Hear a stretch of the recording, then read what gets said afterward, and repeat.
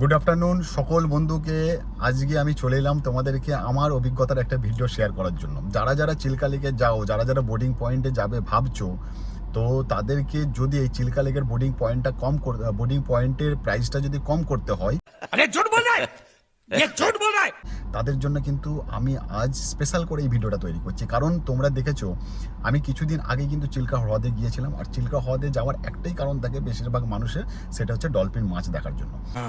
ये बड़ी अच्छी बात कही आप।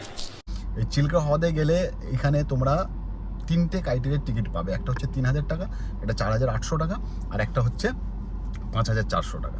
3000 টাকার যে টিকিটটা রয়েছে সেইখানে কিন্তু তোমাদের ডলফিন মাছ দেখাবে না। তো সর্বপ্রথম আমি তোমাদেরকে আমি কোন বোর্ডিং পয়েন্টে গিয়েছিলাম, কারণ চিল্কা লেকে তো অনেকগুলো বোর্ডিং পয়েন্ট রয়েছে। আমি প্রথম তার লোকেশনটা আমি শেয়ার করে দিচ্ছি, সেটাকে তোমরা ভালো করে দেখে নাও।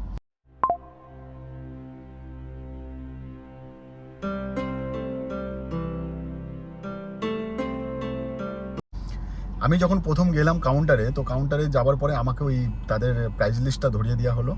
তো আমি প্রাইস লিস্টটা দেখলাম, 4800 টাকায় কিন্তু ডলফিন মাছ, সি মাউথ, রেড ক্র্যাফট এ ধরনের অনেক কিছু দেখানোর জিনিস আছে। তো কিন্তু আশেপাশের যারা মানুষরা ছিল কাউন্টারের আশেপাশে, তাদেরকে দেখে আমাকে একটু সন্দেহ হলো। क्या देखना पड़ रहा है? अच्छा है मैं अंधा हूँ। আমি সেখানে টিকিটটা করলাম না, আমি বেরিয়ে পড়লাম কাউন্টার থেকে। ঠিক দেখলাম পিছন পিছন এক দুজন আমাদের সাথে বেরিয়ে এলো। আমাকে বললো, কি হলো দাদা, আপনারা বোর্ডিংয়ে চড়বেন না? আমি বললাম না। বললো, কেন, রেটটা কি বেশি মনে হচ্ছে? আমি বললাম হ্যাঁ।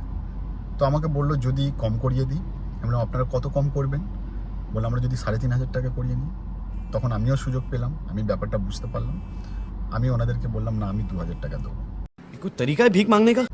তো না আমার 2000, না তাদের 3500 টাকা, 2500 টাকাই ফাইনাল হলো।